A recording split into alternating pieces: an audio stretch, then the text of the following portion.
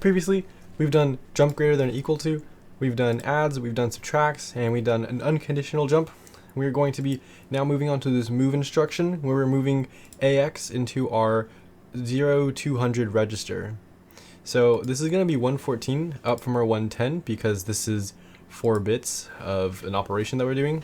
We have our move command, we have our destination, which is the 200, and then we have our source, which is A of X.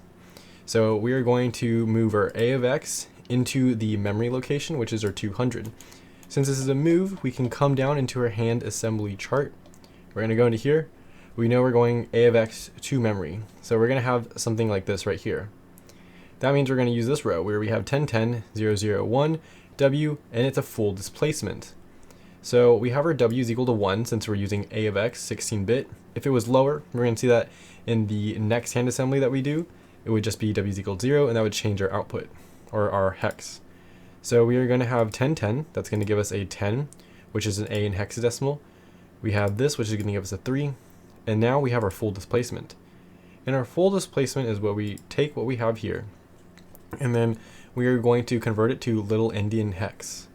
And so little endian of this, we know it's going to be, essentially, it's a 0200.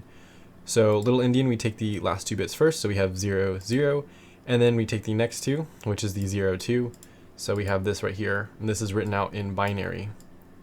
And so this is going to be 0002, and that's going to be our A3002, and that is how we would have it in our debug menu.